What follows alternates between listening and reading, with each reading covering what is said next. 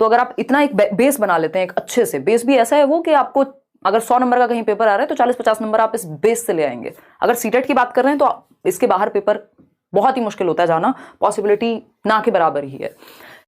ये सेशंस जो हैं, आज का जो सेशन रहेगा, मैंने सोचा है कि आप 8-8 घंटे की मैराथन, 3-3 घंटे की मैराथन, तो ये महा मैराथन टाइम के हिसाब से नहीं है, ये कॉन्सेप्ट्स के हिसाब से है। इसको 3 दिन में मैंने डिवाइड किया सिलेबस को, क्योंकि एनईपी वगैरह आने के बाद थोड़ा सा सिलेबस भी लेंथी हुआ है, मेटाकॉग्निशन और भी कुछ चीज़ें नहीं पूछी गई, तो मैंने सोचा है कि 3 दिन में पढ़ेंगे इसको। सीडीपी कंप्लीट जो है उसको 3 दिन में पढ़ेंगे, और वो सिर्फ 30 नंबर की नहीं रहेगी। अगर आपको सीडीपी में 30 नंबर लाने तो 20 तो आज ही आ जाएंगे। आज वाला जो सेशन है वो 20 मार्क्स एटलीस्ट कवर करेगा, है ना।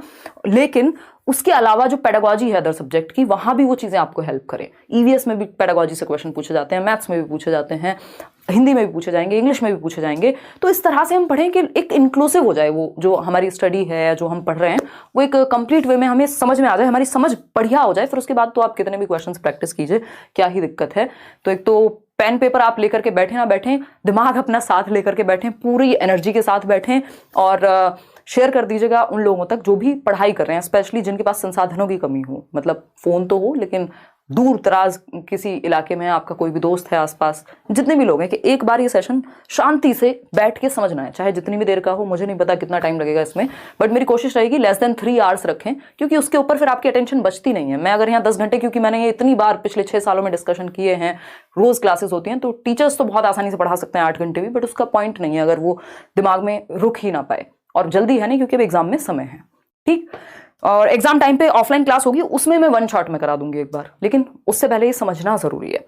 स्टार्ट करते हैं। जो लोग केवीएस की अगेन तैयारी कर रहे हैं वो भी जरूर देखिएगा सेशन को, क्योंकि अगेन ये टॉपिक्स थोड़ा ना चेंज हो जाएंगे। आज हम डेवलपमेंट पढ़ेंगे, इंटेलिजेंस पढ़ेंगे, और भी कई सारे टॉपिक्स हैं जो हम आज पढ़ने वाले हैं। फिर कल भी सेशन होगा, परसों भी सेशन होगा।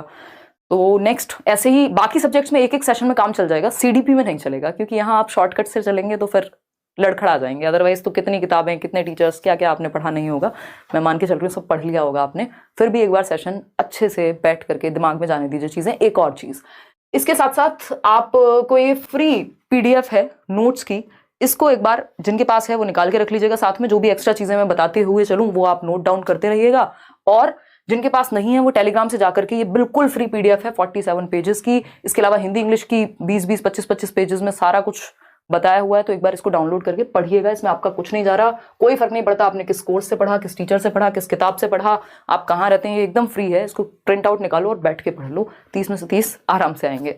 सबसे पहले ग्रोथ एंड डेवलपमेंट, इसको पढ़ना। ये पिछले 5वां साल है जब मैं मैराथन सेशन ले रही हूँ। 5 साल से मैराथन सेशन चलते हैं एग्जाम टाइम पे। तो ये जरूरी है कि ग्रोथ एंड डेवलपमेंट को हम पढ़ें, क्योंकि मैंने टॉपिक्स को डिजाइन भी वैसे ही किया है कि एकदम जिससे आप सिंपल टू कॉम्प्लेक्स जाएं, आप रिलेट कर पाएं, वो बेस बन पाए। अगर आपको ग्रोथ एंड डेवलपमेंट नहीं पता, आप इंटेलिजेंस मत पढ़िए, उससे पहले ग्रोथ एंड डेवलपमेंट पढ़ लीजिए। उससे पहले आपको अगर कोई और टॉपिक पढ़ना है तो ग्रोथ एंड डेवलपमेंट इज कि आप समझ पा रहे हैं कि कहानी चल क्या रही है। जो एक बिल्कुल नया व्यक्ति है जिसने आज से पहले कोई पढ़ाई नहीं की, वो भी ये सेशंस देखे तो एकदम समझ में आएगा, ठीक। और दूसरी बात, बहुत ज्यादा स्कोरिंग है, कम से कम 5 नंबर सीडीपी के पार्ट में ग्रोथ एंड डेवलपमेंट से आते हैं, और इसी के आधार पर फिर आपका इंडिविजुअल डिफरेंसेस, चाइल्ड डेवलपमेंट, सारी चीजें बनी हुई हैं। तो स्टार्ट करें, आ गए हैं अब आप लोग, चलिए बहुत बढ़िया। अगर सेशन में कोई भी दिक्कत हो तो आप बता दीजिएगा। इंटरनेट की हमारे यहाँ थोड़ी सी समस्या चल रही है कुछ दिनों से। समझते हैं कहानी क्या रहेगी। ग्रोथ एंड डेवलपमेंट, इसको सिर्फ टीचिंग लर्निंग मटेरियल की तरह लीजिएगा। जो पीछे लिखा है ये सहायक सामग्री है, मुख्य बात वो है जो मैं समझाने की कोशिश करूंगी आपको। ये सिर्फ एक, ठीक है, आपके लिए देखने के लिए है ना। चलिए समझते हैं। बहुत बढ़िया, बहुत ही बढ़िया। बफरिंग नहीं यार, यहां से एकदम ओके हैं चीजें। चलिए लाइक शेयर करिए और उत्साह के साथ पढ़िए, है ना। चलिए स्टार्ट करते हैं। एग्जाम टाइम पे वैसे भी कंसंट्रेशन हाई होता है।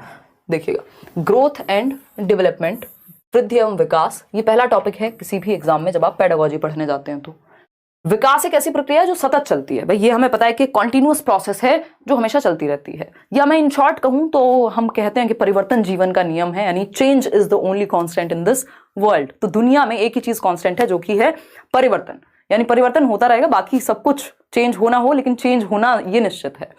जैसे आप 5 साल की उम्र में होते हैं वैसे आप 15 में नहीं होते, जैसे आप 15 में होते हैं वैसे आप 25 में नहीं होते, और जैसे आप 25 में होते हैं वैसे आप 35 में नहीं रहते। बदलाव आते हैं एक व्यक्ति में, जन्म से पहले से जो डेवलपमेंट की प्रक्रिया है आपके वूम्ब में मदर के यानी कि गर्भ में शुरू हो जाती है, ठीक। और चेंजेस होते रहते हैं over the period of time. अगर डेवलपमेंट को एक शब्द में समझना हो तो क्या होगा, ये चेंज कहलाएगा। कॉन्सेप्ट को समझने पे ध्यान दीजिएगा, लिखने पे रटने पे बिल्कुल ध्यान मत दीजिएगा, पेपर में फंस जाओगे, है ना। उससे अच्छा है फिर आप नोट्स ही पढ़ लो, अलग से दे दिए हैं फ्री। कॉन्सेप्ट को समझने पे ध्यान दीजिएगा। ये जो कहानी है, ये कहानी बहुत इंपॉर्टेंट है, क्योंकि जब आपको घुमा के क्वेश्चन पूछे जाते हैं तो ये कहानियां समझ में आएंगी, आपको फिर याद आएंगी। यानी डेवलपमेंट एक शब्द में कहें तो क्या है, चेंज है, परिवर्तन है, जो आप में जन्म से लेकर के और मृत्यु तक होते रहते हैं। इसलिए इवन जन्म से भी पहले से अगर हम कहें, गर्भ से शुरू हो जाते हैं परिवर्तन। तो चेंज का नाम ही हम कहीं ना कहीं डेवलपमेंट कह सकते हैं, लेकिन ये रैंडम चेंजेस नहीं हो सकते। एक दिन आप सो करके उठे और आपकी आंख पे स्वेलिंग मिली और आपने कहा ये डेवलपमेंट है। नहीं, ये डेवलपमेंट नहीं है। एक तो डेवलपमेंट रैंडम नहीं होता, रैंडम चेंजेस को, अचानक से हुए परिवर्तनों को हम डेवलपमेंट नहीं कहते। ऑर्डरली चेंजेस को, सीक्वेंस में हुए चेंजेस को, क्रम में हुए चेंजेस को, प्रोग्रेसिव चेंजेस को, जिससे बेहतरी की तरफ हम जा रहे हो, वो डेवलपमेंट है ना। तो डेवलपमेंट क्या है, एक ऐसी प्रक्रिया जो सीक्वेंशियल होती है, एक क्रम में होती है। भाई पहले आप बच्चे होते हैं, फिर आप एक किशोरी या किशोर बनते हैं, यानी एडोलेसेंस में जाते हैं, फिर अडल्टहुड में जाते हैं। एक क्रम में चल रही है दुनिया में चीजें, जो डेवलपमेंट की प्रक्रिया है वो क्रम में चलती है और सीक्वेंस में चलती है, अगर इसी बात को हम दूसरे शब्दों में समझना चाहें। और क्या है, प्रोग्रेसिव है, बेहतरी के लिए होने वाले परिवर्तन है ना। तो आप जिन चीजों पे 5 साल में रोया करते थे, उन खिलौनों पे आज आप 15 साल में नहीं रोते हैं, और जिन खिलौनों पे आप 15 साल में रोते थे, उन पे 25 में नहीं रोते हैं। आप डिफरेंट तरीके के खिलौने हैं जिन पे आप रोते हैं, है ना। अब रोना कांस्टेंट है, लेकिन मजाक कर रही हूं। तो ये क्या हुआ, डेवलपमेंट एक ऐसी प्रक्रिया जिसमें परिवर्तन होते रहते हैं और परिवर्तन होने भी चाहिए। तो ये चेंजेस कैसे हैं, इसमें 2-3 शब्द लिखेंगे। एक तो ये सीक्वेंशियल चेंजेस हैं, सीक्वेंस में होने वाले क्रमिक परिवर्तन है। अगर मैं कहूं ऑर्डरली चेंजेस हैं, अगेन एक ऑर्डर में, एक क्रम में होते हैं, एक पैटर्न फॉलो करते हैं। और क्या है, प्रोग्रेसिव हैं, प्रगतिशील हैं, है ना। प्रगतिशील हैं, प्रोग्रेसिव चेंजेस हैं, बेहतरी के लिए होने वाले परिवर्तन है। हम प्रोग्रेसिव एजुकेशन भी पढ़ते हैं ना, यानी बेहतरी के लिए, जिसमें हम आगे बढ़ रहे हो, है ना, पीछे ना जा रहे हो। इसका मतलब क्या हुआ, बहुत बढ़िया ज़हीर खान, मैं आज कोशिश करूंगी कि आप लोगों की सुपर चैट भी कम से कम लूं, क्योंकि टॉपिक पे अगर हम फोकस्ड रहेंगे तो ज्यादा अच्छा रहेगा। ठीक है जी, हिंदी इंग्लिश भी अपने आप बेहतर हो जाएगी अगर आपकी पेडागोजी बेहतर है, क्योंकि कुछ टॉपिक्स कॉमन है।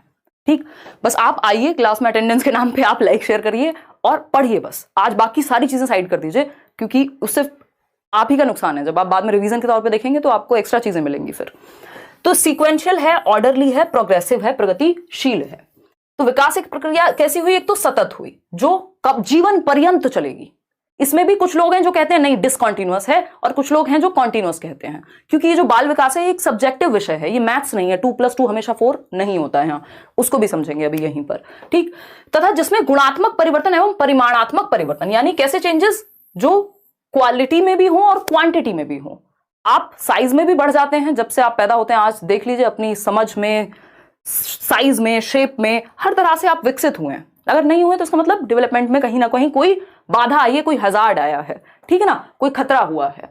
तो हम ये कहेंगे कि एक तो ये सतत चलने वाली प्रक्रिया है, हमेशा चलती है, निरंतर चलती है, और इसका एक हिस्सा है ग्रोथ। इस पे बाद में आएंगे। ठीक, तो हमेशा चलने वाली प्रक्रिया है। वूम्ब टू टूम्ब जाता है डेवलपमेंट जो है आपका। कहां से, वूम्ब टू टूम्ब।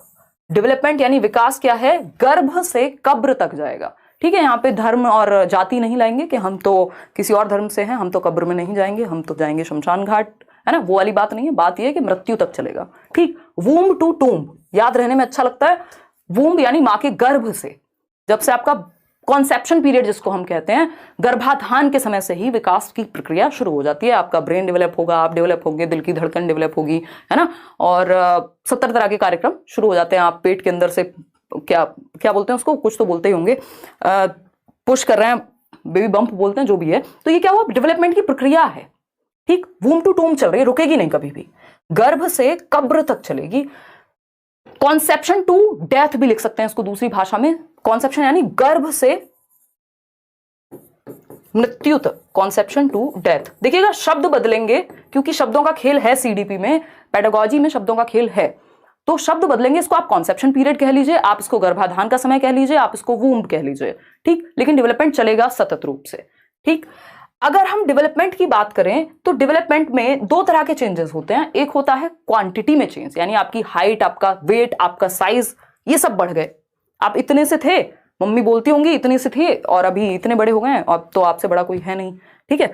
तो ये क्या हुआ, आपके साइज शेप में परिवर्तन है, स्ट्रक्चर में परिवर्तन है। इसके साथ साथ आपके अंदर फंक्शनल चेंजेस भी आते हैं, क्वालिटेटिव चेंजेस भी आते हैं, जिनको हम गुणात्मक परिवर्तन कह रहे हैं, कि आपकी समझ भी बेहतर होती है। जिन जोक्स पर आप 4 साल पहले हंसते थे, जिन रील्स को देख करके आज आप हंसते हैं, हो सकता है 2 साल बाद आप कहेंगे यार मैं कितना बेवकूफ था।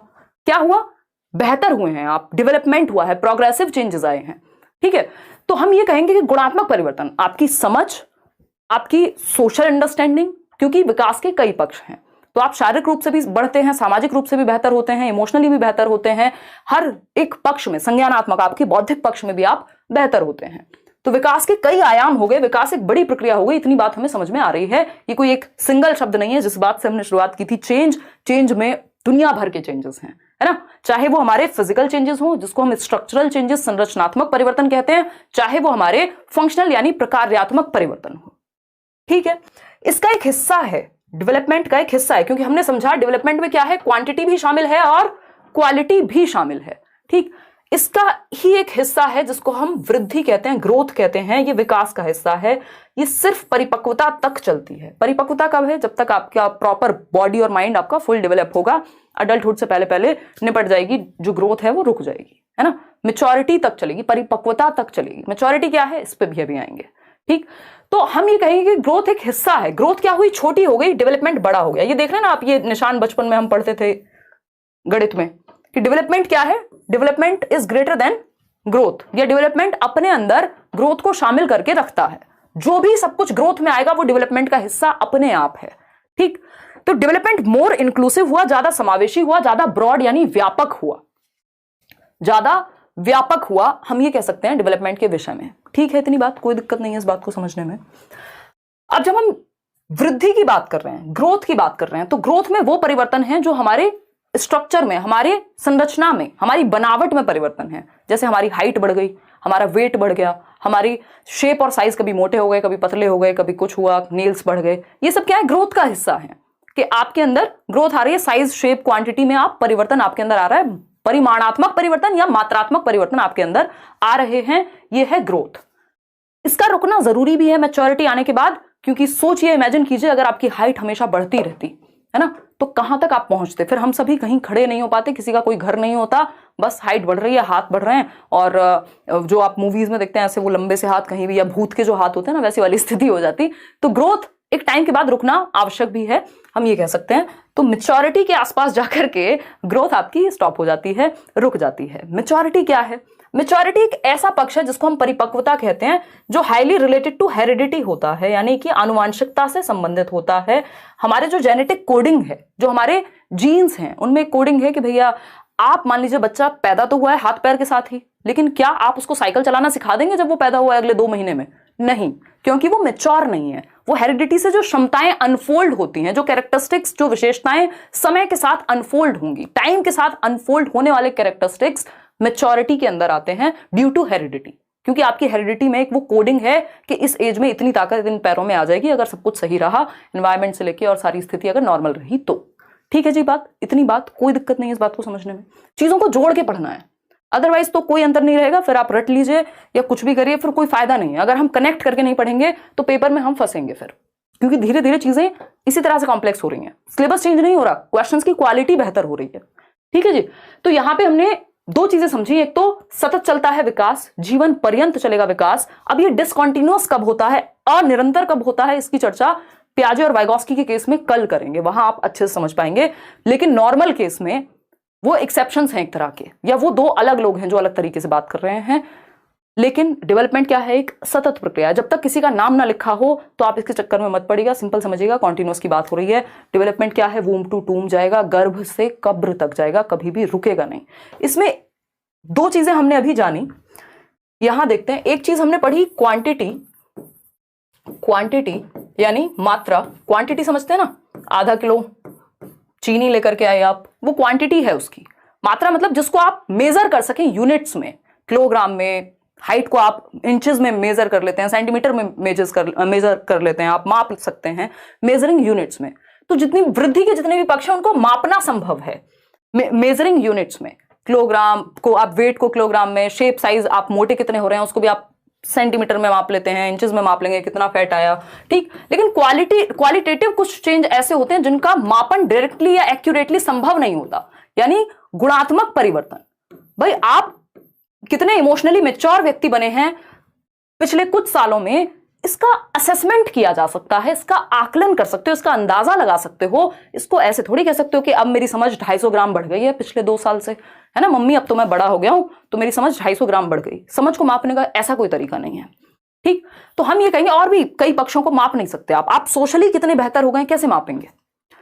तो हम ये कहेंगे कि गुणात्मक और मात्रात्मक दोनों ही तरह के परिवर्तन किस में आएंगे, विकास में आएंगे, ठीक। इन दोनों को अगर मिला दें तो ये डेवलपमेंट का हिस्सा होगा, क्योंकि वृद्धि जो है वो अपने आप में विकास का हिस्सा है। लेकिन सिर्फ मात्रात्मक परिवर्तन अगर हमसे पूछेगा, हम कहेंगे ग्रोथ का यानी वृद्धि का पार्ट है, जिसमें हमारी मात्रा में परिवर्तन, स्ट्रक्चर में, हमारे शरीर की बनावट में परिवर्तन, और यहां पे फंक्शनल, हमारी फंक्शन करने की क्षमता। अब हम आपको जिस चीज को समझने में 2 घंटे लगते थे, हो सकता है आज आप 1 घंटे में समझ पाए, 20 मिनट में समझ पाए। क्यों? क्योंकि समय के साथ आपने अपने ऊपर काम किया है, आपकी समझ पे काम किया है, चीजों को गहन किया है, अपनी समझ को इन डेप्थ आपने सीखा है, समझा है। तो ये क्या हुई कहानी, ये हुई क्वालिटेटिव चेंजेस की, ठीक है। तो एक छोटी छोटी सी बातें करते रहेंगे बीच बीच में, देखिएगा।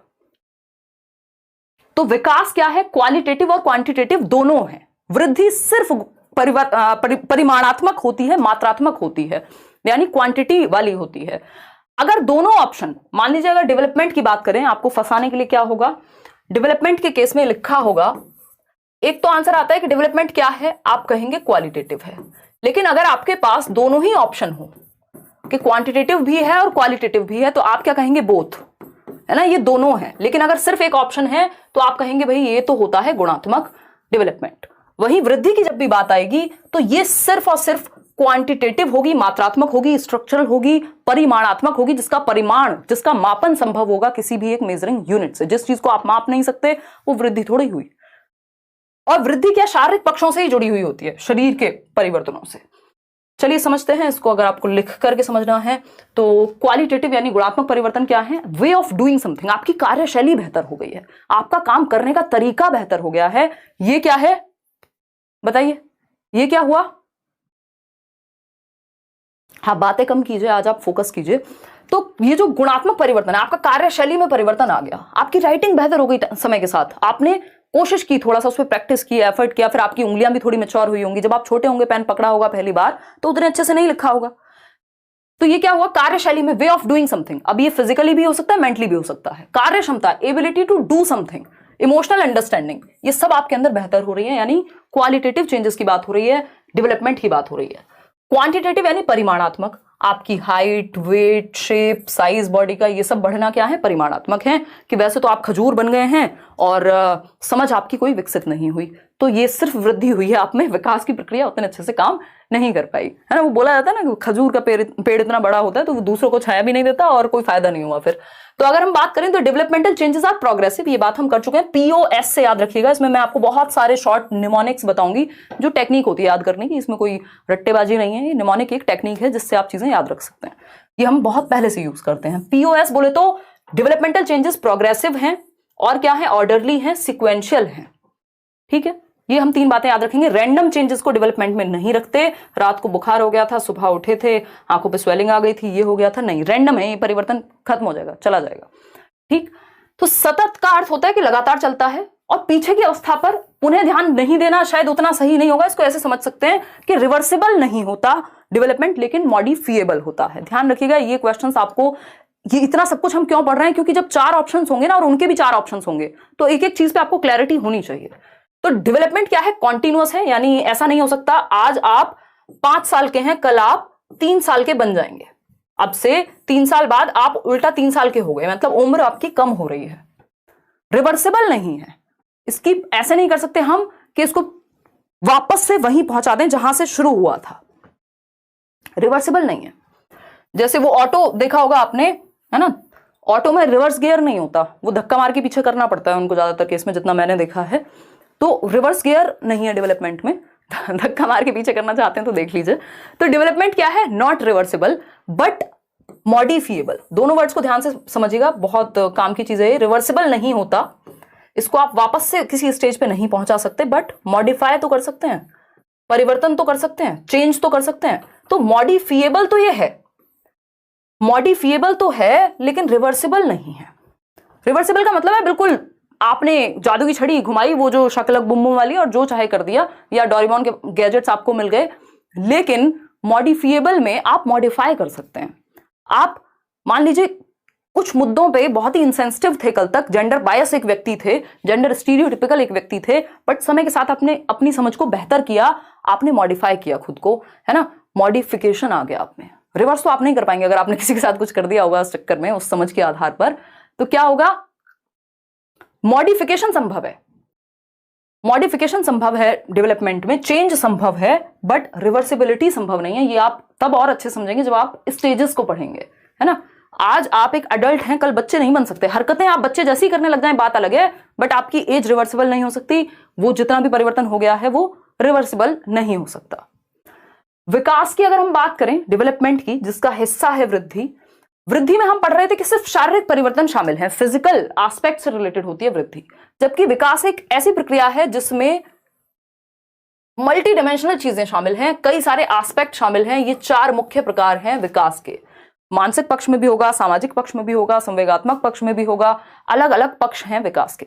जो 4 महत्वपूर्ण पक्ष हैं इनको हम PCSE कहते हैं। ये ट्रिक आपकी लिखी हुई है नोट्स में, ऐसे ही दिया हुआ है, ठीक है ना।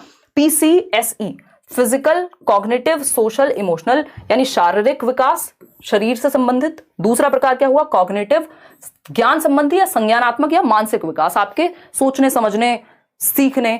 कॉग्निटिव डेवलपमेंट से भी डायरेक्ट क्वेश्चन आता है कि कॉग्निटिव डेवलपमेंट क्या है, तो आपको पता होना चाहिए कॉग्निटिव डेवलपमेंट हमारे मेंटल डेवलपमेंट से संबंधित है। हमारी थिंकिंग, रीजनिंग, प्रॉब्लम सॉल्विंग, जितने भी काम दिमाग से करते हो, memory, attention, perception, decision making, problem solving, जितनी भी चीजें दिमाग से होंगी वो सब कॉग्निशन यानी संज्ञान का हिस्सा है, जिसके द्वारा हम दुनिया की समझ बनाते हैं।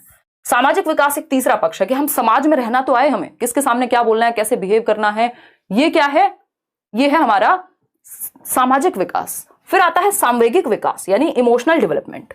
भाई जैसे आप अपने दोस्तों के सामने होते हैं वैसे घर में नहीं होंगे ना पिताजी के सामने। पिताजी को यार कहिए, पिताजी कहेंगे पैसे बर्बाद कर दिए, इतना पढ़ा लिखा के कोई फायदा तो है नहीं, ये तो हमें ही यार बोल रहे हैं, ठीक है। तो सोशल डेवलपमेंट और इमोशनल डेवलपमेंट यानी आपको पता है किसके सामने इमोशंस आप कंट्रोल कर पाते हैं, कहां आप नहीं कर पाते हैं, या कैसे इमोशंस को आप मैनेज करेंगे, कितने उनके प्रति अवेयर होंगे।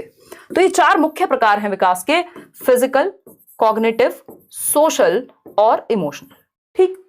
यानी आप शारीरिक पक्ष में भी बेहतर हो रहे हैं, आप संज्ञानात्मक अपनी समझ के साथ भी आपका विकास हो रहा है, सामाजिक रूप से भी आप विकसित हो रहे हैं, और इमोशनली यानी आप इमोशंस, देखिए ना, कई बार आपको लगता होगा जिन चीजों पे आप पहले रो देते होंगे आसानी से, आज रो नहीं पाते होंगे। इसका मतलब ये नहीं कि आप दुखी बहुत होते हैं और रो नहीं पाते हैं, वो अलग अपने आप में प्रॉब्लम हो गई, बट इसका सिंपल मतलब ये है कि आप इमोशनल डेवलपमेंट आपका बेहतर हुआ। जब आप पहली बार स्कूल जा रहे थे तो रो के जा रहे थे, समय के साथ मजे आने लग गए आपको स्कूल जाने में, तो इमोशनली आप ज्यादा मैच्योर हो गए या आपका डेवलपमेंट हुआ, हम ये कह सकते हैं, ठीक है बात। तो विकास के 4 प्रकार, इनका सीक्वेंस भी जनरली यही रहता है, शारीरिक, संज्ञानात्मक, सोशल और इमोशनल, इंटर रिलेटेड होते हैं आपस में, इसीलिए आप ये देख रहे हैं एरोज बने हुए हैं, क्या है, ये एक दूसरे से संबंधित हैं। ऐसा नहीं हो सकता कि शारीरिक विकास अलग चलेगा, संज्ञानात्मक अलग चलेगा, कोई फर्क ही नहीं पड़ रहा एक दूसरे का। फिजिकल, कॉग्निटिव, सोशल और इमोशनल, ठीक। विकास के मुख्य पक्ष 4 ही हैं, इसके अलावा आपने देखे होंगे पेपर में, अच्छा मॉरल डेवलपमेंट भी कोई चीज होती है, लैंग्वेज डेवलपमेंट भी कोई चीज होती है, तो उस केस में अभी हम आगे पढ़ेंगे कि कैसे कैसे कौन से पक्ष जुड़े हुए हैं। अच्छा एक चीज ध्यान रखिएगा, स्पिरिचुअल डेवलपमेंट जैसा कुछ नहीं है, साइकोलॉजिकल कई बार देखने को मिल जाएगा, वो भी कोई हिस्सा नहीं होता, वो आपको भटकाने के लिए ऑप्शंस में डाला जाता है। तो ये आपस में अंतः संबंधित हैं, इंटर रिलेटेड हैं सभी पक्ष। मान लीजिए आपको चोट लगी है तो हो सकता है कि आपका दिमाग भी उस दिन ठीक से काम ना करे, स्पेशली मान लीजिए किसी का एक्सीडेंट ही हो गया, भगवान ना करे हो, बट होते हैं एक्सीडेंट्स, उस समय आप उससे पूछिए, उसको हो सकता है होश भी ना रहा हो, उसके दिमाग ने उतना भी काम ना किया हो कि क्या हुआ था, वो भी ना बता पाए, लैंग्वेज का भी ठीक से यूज ना कर पाए। तो क्या हुआ, शारीरिक विकास पर प्रभाव पड़ने से संज्ञानात्मक विकास पर भी प्रभाव पड़ा। सोशली भी आप अगर बहुत ज्यादा परेशानी में है, पेन में है, तो आप किसी को कुछ भी बोल सकते हैं, आपके इमोशंस पे भी कंट्रोल चला जाता है कई बार, है ना, या आप नम हो जाएंगे बिल्कुल। तो ये क्या हुआ, विकास के सभी पक्ष एक दूसरे को प्रभावित करते हैं। अगर बच्चे का शारीरिक विकास बचपन में मान लो गिर गया, वो जो कि बहुत सेंसिटिव पीरियड है, 6 महीने का था, गिर गया, अगर कोई दिक्कत आ गई ब्रेन में या शरीर में, तो वो उसके आगे आने वाले विकास में, उसके दिमाग के विकास में भी प्रॉब्लम क्रिएट कर सकती है, उसके सामाजिक विकास में भी, और भी 70 तरह से प्रॉब्लम बन सकती है। सही है बात कि नहीं है? है ना? बहुत ही बढ़िया। मैमुन कह रहे हैं मैं आपका नया सब्सक्राइबर हूं, बहुत अच्छे से पढ़ाती हैं। अच्छा, धन्यवाद मैमुन। चलिएगा, खैर अब इसको और डिटेल में समझने का प्रयास करते हैं।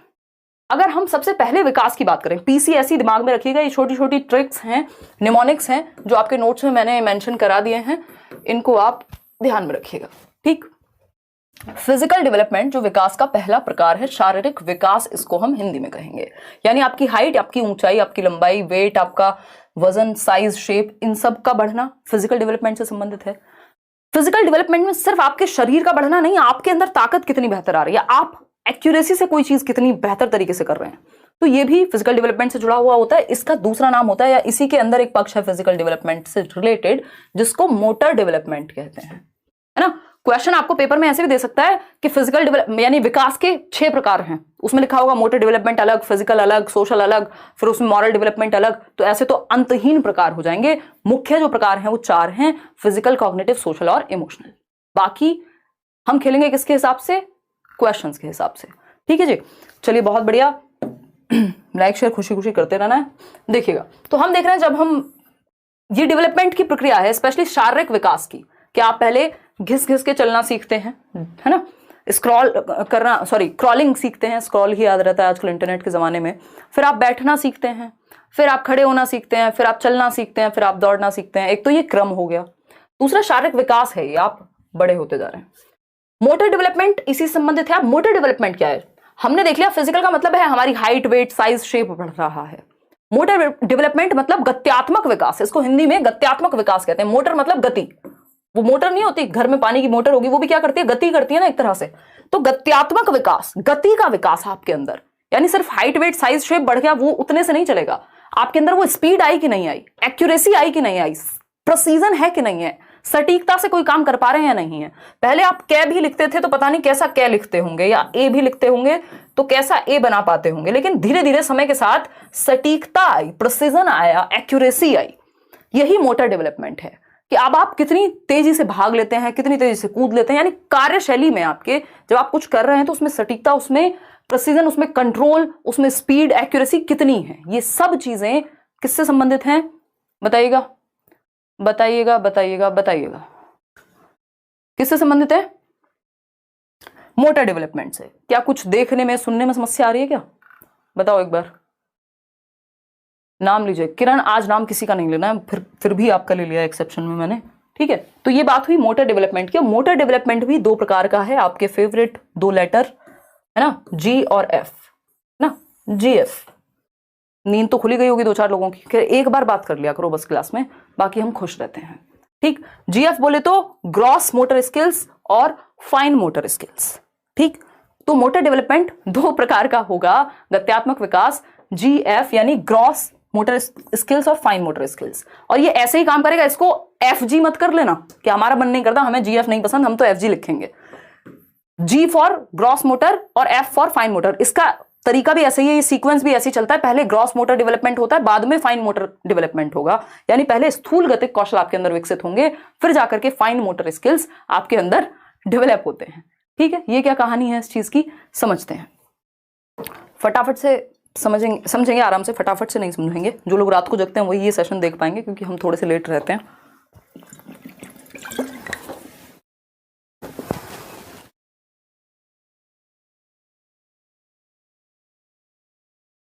देखिएगा, बहुत ही बढ़िया।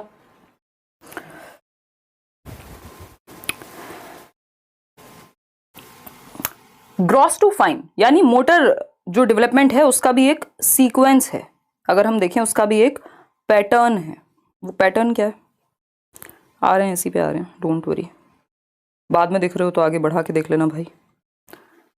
ठीक, चलिए समझते हैं, समझने का प्रयास करते हैं, क्योंकि प्रयास करना अच्छी बात होती है। ठीक है, नहीं है?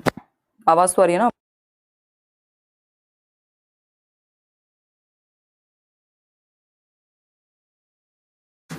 देखिए, अगर हम बात करते हैं किस चीज की, ग्रॉस और फाइन मोटर स्किल्स की। आज मैं कमेंट्स अवॉइड कर रही हूं, पहले इस पे फोकस करेंगे। तो मोटर डेवलपमेंट में 2 प्रकार के डेवलपमेंट होते हैं, वो होते हैं ग्रॉस मोटर डेवलपमेंट या ग्रॉस मोटर स्किल्स और फाइन मोटर स्किल्स। ग्रॉस का मतलब ये होता है स्थूल और फाइन का मोटर है सूक्ष्म। ठीक, ये दोनों क्या है? स्थूल गतिक कौशल। विकास कैसे चलेगा आपका? ग्रॉस से फाइन की तरफ जाएगा, है ना, जिसको सिंपल टू कॉम्प्लेक्स कह सकते हो, जनरल टू स्पेसिफिक भी कह सकते हो, कि बच्चा पहले जनरल एक्टिविटीज करता है, सामान्य गतिविधि करेगा, बाद में स्पेसिफिक, यानी स्पेसिफिक को हम कहेंगे विशिष्ट गतिविधियां करेगा। रोएगा भी बच्चा तो पूरी बॉडी से रोएगा बचपन में, जब वो छोटा होगा धीरे धीरे उसको पता है यार आंसू पोंछ के काम चल जाता है। ठीक, तो ग्रॉस मोटर स्किल्स क्या है? ग्रॉस मोटर स्किल्स हैं आपकी जिनमें बड़ी मांसपेशियों का प्रयोग हो, जैसे आपकी आर्म्स की मसल है, आपकी बाहों की, भुजाओं की, है ना, हाथ ऊपर नीचे कर रहे हैं, पीटी कर रहे हैं स्कूल में, ये क्या है? ग्रॉस मोटर स्किल्स का उदाहरण है। ठीक है, आप वॉक कर रहे हैं, मॉर्निंग वॉक ऐसे ऐसे करके। ठीक, लेग्स की मसल्स, आर्म्स और लेग्स की, यानी जो आपके शरीर की बड़ी मसल्स हैं, बड़ी मांसपेशियां हैं, उनका प्रयोग कहां होगा? उनका प्रयोग होगा ग्रॉस मोटर स्किल्स में आएगा, यानी बड़ी मांसपेशियां। स्थूल का मतलब ये भारी, बड़ा। ठीक है जी। फाइन क्या है? फाइन मतलब सूक्ष्म गतिक कौशल, छोटे छोटे। फाइन मोटर स्किल्स, छोटी मसल्स का कोऑर्डिनेशन, छोटी छोटी मसल्स, मांसपेशियों का कोऑर्डिनेशन। छोटी मसल्स कहां पाई जाएंगी? आंखों में पाई जाएंगी, हाथों की उंगलियों में पाई जाएंगी। ठीक है ना, तो आंखों की मांसपेशियां या हाथ की मसल्स, जैसे कि आपका लिखना, आंखों की मांसपेशियों से क्या करेंगे आप? आंखों का कोऑर्डिनेशन बना करके लिख रहे हैं कुछ, हाथों की मसल्स का कोऑर्डिनेशन बना करके लिख रहे हैं कुछ, काजल लगा रहे हैं मान लीजिए।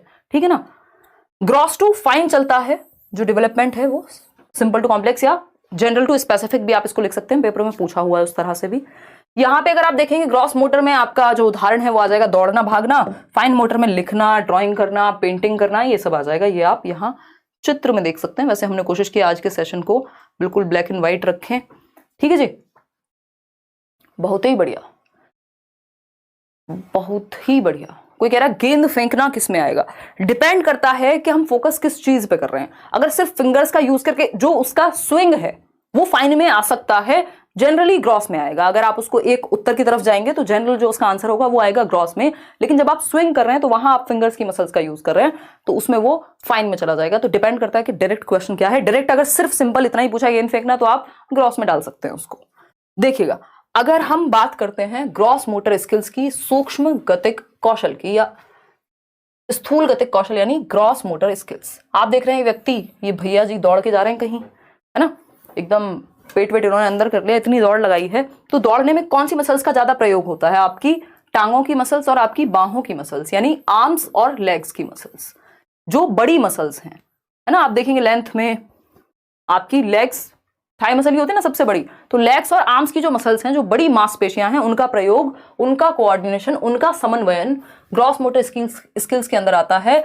घुटनों के बल चलना, यानी आप जब बचपन में क्रॉल करना सीखते हैं, घिसट घिसट के चल रहे हैं, ठीक, तो ये क्रॉलिंग में क्या हो रहा है? आपकी आर्म्स और आपके लेग्स में यहाँ पे नहीं दिखा पाऊंगी, उछलना पड़ेगा, ठीक, तो वो यूज हो रही हैं।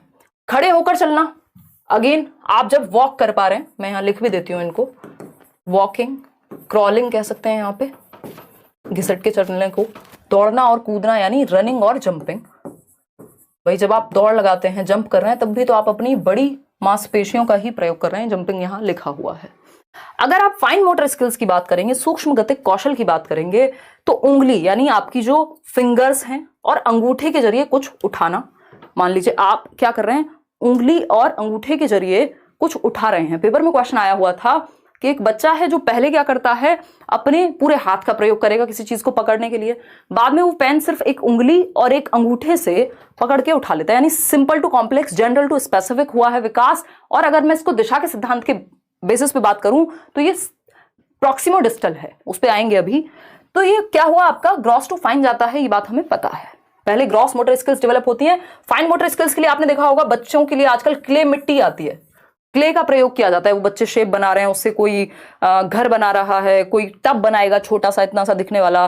क्ले का प्रयोग करके क्या होता है, हमारी फाइन मोटर स्किल्स डेवलप होती हैं। या डिफरेंट तरीके हैं फाइन मोटर स्किल्स को डेवलप कराने के। ग्रॉस मोटर में तो आप दौड़ना भागना बेसिक एक्टिविटीज करते हैं, तो उंगली और अंगूठे के जरिए कुछ उठाना किसका एग्जाम्पल हुआ, फाइन मोटर स्किल्स का। रेत में पैरों की उंगलियां घुमाना, ऐसे रेत में डाल के आप गोवा में बैठे हुए हैं बीच पे, ठीक। ड्राइंग अगर हम बात करें तो ड्रॉ कर रहे हैं, अगर आप कुछ ड्राइंग करेंगे तो बहुत ही सूक्ष्म समन्वय चाहिए, कोऑर्डिनेशन चाहिए आपकी फिंगर्स की मसल्स में, अदरवाइज थोड़ा सा भी इधर उधर बनाएंगे कुछ का कुछ बन जाएगा। पेंट कर रहे हैं आप, पेंटिंग बना रहे हैं किसी की, है ना, मोनालिसा मत बनाइएगा। फिर आएंगे राइटिंग पे, क्योंकि वो कोई और बना चुका होगा। राइटिंग यानी जब आप लिखते हैं तभी आप देखते हैं बच्चा चलना फिरना पहले शुरू कर देता है और बाद में वो पेन पकड़ना या लिखना सीखता है, ड्राइंग करना सीखता है। क्यों? क्योंकि ग्रॉस टू फाइन जाता है, स्थूल गतिक से सूक्ष्म गतिक कौशल की तरफ जाएगा विकास। काजल लगाना, ये आप सभी का बहुत ही फेवरेट उदाहरण है, और आप सभी का किस लिए कह रही हूँ, क्योंकि हमारे जो 60% लर्नर्स हैं वो फीमेल्स हैं। ठीक, तो ये जो काजल लगाना है, आईलाइनर लगाना है, ये क्या है? फाइन मोटर स्किल्स है। जिन लोगों को शौक होगा, मैं तो खुद से नहीं लगा पाऊंगी, एक आध बार जीवन में शायद लगाया होगा शादी वादी में जाने पे, वो भी आसपास के जो पीयर प्रेशर में, है ना, सिस्टर हैं, फ्रेंड्स हैं, तो वो उन्हीं का काम होता है। और वो बहुत ही, मुझे इतनी डांट पड़ी है कि मैंने ये एग्जाम्पल में डाल दिया है, स्पेशली दीदी से। अब वो क्या होता है, मुझे बिल्कुल रत्ती भर की आदत नहीं है, तो वो कहीं आंखें मत झपका लियो बस, और बहुत ही पूरे ध्यान से चल रहा है, हल्का सा भी इधर उधर हुआ तो आप कुछ और बन जाएंगे, है ना। तो काजल लगाना या आईलाइनर लगाना क्या, किसका उदाहरण है? या सिलाई करना, बुनाई करना, कढ़ाई करना, ये किसका उदाहरण है? फाइन मोटर स्किल्स का उदाहरण है। ठीक, अब ये तो आपको याद रहेगा ये एटलीस्ट, क्लियर है? देखिएगा, तो ये एक बेसिक सी बात हुई। तो हम देख रहे हैं कि जो राइटिंग है, ड्राइंग है, पेंटिंग है, जो भी हाथ और आंख की मसल्स का प्रयोग करके, हम छोटी मसल्स का प्रयोग करके जो भी काम कर रहे हैं, वो फाइन मोटर स्किल्स का उदाहरण है। निटिंग, वही बुनाई, कढ़ाई, बुनाई, सब इसी में आ जाएगा। अब आते हैं कॉग्निटिव डेवलपमेंट पे। ये हमने शारीरिक विकास पढ़ा है अभी इतनी देर में, जिसको हम फिजिकल डेवलपमेंट करें, शरीर का दौड़ना, भागना, ये सारी चीजें। और हाँ, कह सकते हैं एसके कि वूम टू मैचुरेशन तक हम कह सकते हैं। देखिएगा, ग्रोथ की अगर बात करें, कॉग्निटिव डेवलपमेंट दूसरा प्रकार पीसीएसई, याद रखिए पीसीएसई में हम पी डिस्कस कर चुके हैं, फिजिकल डेवलपमेंट, जिसमें हमने मोटर डेवलपमेंट डिस्कस किया, जिसमें आपका ग्रॉस और फाइन मोटर स्किल्स पढ़ा हमने। अब हम कॉग्निटिव डेवलपमेंट पढ़ेंगे, इसी सीक्वेंस में पढ़ेंगे बिल्कुल। संज्ञानात्मक विकास कहते हैं इसको हिंदी में। ज्ञान आप सभी समझते हैं, और संज्ञान मतलब आपकी जितनी भी क्षमताएं हैं जिनके द्वारा ज्ञान बनाया जाएगा। तो संज्ञानात्मक विकास, हमारी समझ का विकास, हमारी थिंकिंग, कहीं लिख लीजिएगा अगर हो सके तो, जितनी भी आपकी मेंटल स्किल्स हैं, मानसिक क्षमताओं का विकास। मानसिक क्षमताएं, दिमाग से क्या करते हैं आप? थिंकिंग करते हैं, रीजनिंग करते हैं, तर्क। कई लोग कहेंगे हम तो दिमाग से कुछ करते ही नहीं, कहीं खर्च हो गया तो, है। रीजनिंग, डिसीजन मेकिंग आप इससे करेंगे। इमेजिनेशन, कल्पनाशीलता भी आप इसी से करते हैं। बैठे हैं कहां? भारत में, और सोच रहे हैं रशिया के बारे में। ये क्या हुआ? इमेजिनेशन है। तो संज्ञानात्मक और भी दुनिया भर की चीजें हैं। मेमोरी, आपकी स्मृति जो है, आपका परसेप्शन। परसेप्शन क्या है? हमारे 5 सेंसेस जब चीजों, दुनिया की इंफॉर्मेशन हमारे ब्रेन तक पहुंचाते हैं, सुन करके, टच करके, फील करके, वो एक परसेप्शन क्रिएट करते हैं। बोला जाता है ना, first impression is the last impression. वो परसेप्शन की कहानी है कि लगभग 6 सेकंड के अंदर अंदर हम पहला इंप्रेशन क्रिएट कर लेते हैं किसी के बारे में, या परसेप्शन अगर हम कहें तो। Thinking, reasoning, memory, imagination, perception, attention, memory, decision making, problem solving, जितनी भी चीजें दिमाग से होती हैं वो सब यही आएंगी। ठीक, तो संज्ञानात्मक विकास यानी आपके दिमाग के पीसेस जो हैं वो एक साथ आ रहे हैं, आप दुनिया की समझ बना रहे हैं। संज्ञानात्मक पक्ष में विकास से अर्थ मानसिक क्षमताओं, मेंटल स्किल्स का development. To the point question DSSB से लेके सीटेट से लेके हर जगह आता है, और इसी के बारे में पियाजे ने अपनी थियरी दी है, वाइगोस्की ने अपनी थियरी दी है, ब्रूनर ने अपनी थियरी दी है। इनको हम कल पढ़ने वाले पियाजे को। आज हम इंटेलिजेंस की जितनी भी थियरीज हैं उनको कर लेंगे, और भी कुछ कुछ चीजें हैं। तो मेंटल स्किल्स यानी मानसिक क्षमताओं का विकसित होना। संज्ञान का अर्थ दिमाग से, इंटेलेक्चुअल डेवलपमेंट भी कह देते हैं कई लोग इसको, जैसे सोचना यानी थिंकिंग, तर्क करना यानी रीजनिंग, कल्पना यानी इमेजिनेशन, मेमोरी यानी मेमोरी ही होती है स्मृति, भाषा विकास भी इसी से जुड़ा हुआ है, याद रखिएगा। लैंग्वेज डेवलपमेंट किससे जुड़ा हुआ है? इसी से जुड़ा हुआ है, संज्ञान से ही। भाषा कहाँ से? दिमाग से बोल रहे हो ना, हाथों में तो भाषा नहीं होगी, बोलने वाली तो एटलीस्ट नहीं ही होगी। तो लैंग्वेज का डेवलपमेंट कॉग्निशन से जुड़ा हुआ है। ठीक, अब ब्रेन के भी 2 हेमिस्फेयर होते हैं, 2 हिस्से हैं अगर हम देखें, एक है लेफ्ट ब्रेन और दूसरा है राइट ब्रेन। ठीक है, एक है लेफ्ट ब्रेन यानी दायां भाग और बायां भाग। ठीक, अब राइट और लेफ्ट भी हिंदी में लिखूं, बायां और दायां। ठीक, तो अगर हम बात करें, दायां बोलते हैं भैया राइट को, ठीक है, ये ठीक कर लेना यहां, ठीक है, पता चले कई लोग आए हाँ ये भी गलत लिख दिया, हाँ, ठीक है। तो अगर हम बात करें तो बाएं और दाएं की जब हम बात कर रहे हैं यहां, देखिएगा ये कौन रो रहा है? रोने वाले लोगों से बहुत दुखी हैं हम, क्यों रोते रहते हो? हाँ तो ठीक है ना आदि, जिससे जहां समझ में आए, वो सारे टीचर्स बेस्ट हैं यार, कुछ भी सीखो, कहीं से भी सीखो, जो समझ में आ रहा है, क्या बुराई है उसमें, है? रोने की क्या बात है इसमें, रो के क्यों बता रहे हो ये बात? देखिएगा, अगर हम बात करते हैं किस चीज की, हमने 4 प्रकार पढ़े थे डेवलपमेंट के, ठीक है। फिजिकल से जुड़ा हुआ था मोटर डेवलपमेंट, कॉग्निटिव से जुड़ा हुआ है लैंग्वेज डेवलपमेंट यानी संज्ञान से भाषा जुड़ी हुई है, भाषा का विकास, सोशल से जुड़ा हुआ है मॉरल डेवलपमेंट यानी नैतिक विकास, इमोशनल तो अपने आप में है ही, वैसे तो सोशियो इमोशनल भी कह दिया जाता है, अगर आप केवीएस में जाएंगे तो वहां 3 ही पक्ष में काम खत्म हो जाता है, वो पीसीएस ई उसी के साथ जुड़ा हुआ रहता है, यानी सोशल से ही जुड़ा हुआ है इमोशनल डेवलपमेंट भी, ठीक है। तो ये 4 मुख्य प्रकार हैं। क्लियर है इतनी बात, या कोई दिक्कत परेशानी दर्द समस्या हो रही है इस बात को समझने में? शारीरिक विकास से गत्यात्मक विकास, संज्ञानात्मक विकास से भाषिक विकास, सोशल डेवलपमेंट से यानी सामाजिक से मॉरल्स की क्यों जरूरत पड़ रही है, सही और गलत के सिद्धांतों की जरूरत क्यों पड़ रही है? क्योंकि समाज है। अगर आप अकेले जंगल में रह रहे होते, कोई सोसाइटी नहीं, कोई मॉरल्स नहीं, सब सही है सब गलत है, किसको फर्क पड़ रहा है? ठीक है ना। जानवरों में तो नहीं होता होगा सच मॉरल डेवलपमेंट की, उनको नैतिक शिक्षा दी जाती होगी, है ना, ऐसा नहीं होता ना। तो इमोशनल यानी सामवेगिक विकास।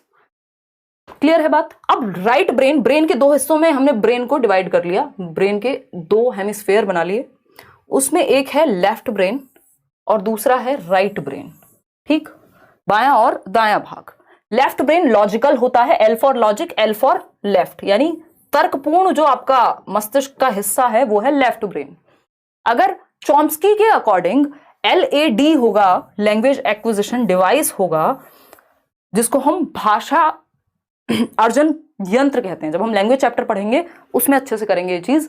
तो भाषा अर्जन यंत्र अगर कहीं होता होगा, हालांकि वो हाइपोथेटिकल है, तो वो लेफ्ट ब्रेन में ही पाया जाएगा। उसका रीजन क्या हुआ? क्योंकि लॉजिक जो है, भाषा जो है, साइंस, गणित, लैंग्वेज, ये सब आपके लेफ्ट ब्रेन में होता है। अपना लेफ्ट ब्रेन देख लीजिएगा, ठीक है कि नहीं, ठीक है ना। तो लेफ्ट ब्रेन लॉजिक से संबंधित है, जिनका गणित अच्छा है, जिनकी लैंग्वेज अच्छी है, जिनका साइंस पे पकड़ अच्छी है, जितने भी लॉजिक वाले विषय हैं, चाहे वो फिलॉसफी ही क्यों ना हो, वो सब लेफ्ट ब्रेन में आएंगे। राइट ब्रेन क्या है? क्रिएटिविटी यानी रचनात्मकता से जुड़ा हुआ है, जैसे कि ड्राइंग, पेंटिंग, म्यूजिक, डांस, जितनी भी क्रिएटिव एक्टिविटीज हैं।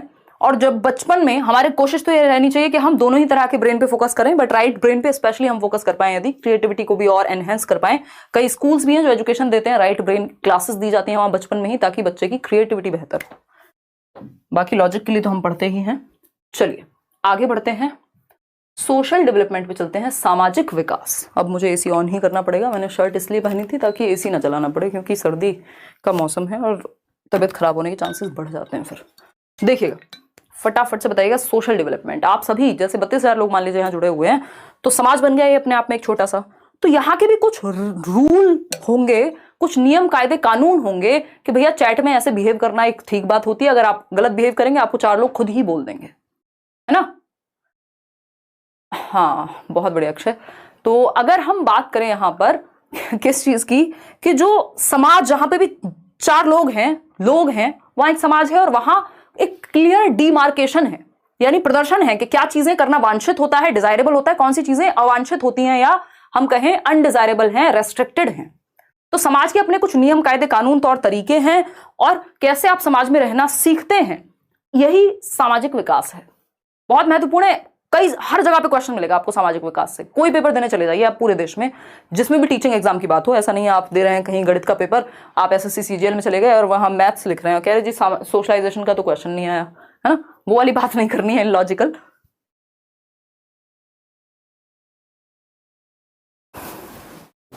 देखिएगा, अगर हम बात करें किस चीज की, सोशल डेवलपमेंट की, तो आप देख रहे हैं 4 बच्चे मिलकर खेल रहे हैं, 4 से ज्यादा ही हैं। यानी जब हम ग्रुप की बात कर रहे हैं, जब हम समाज की बात कर रहे हैं, जब हम घुलने मिलने की बात कर रहे हैं।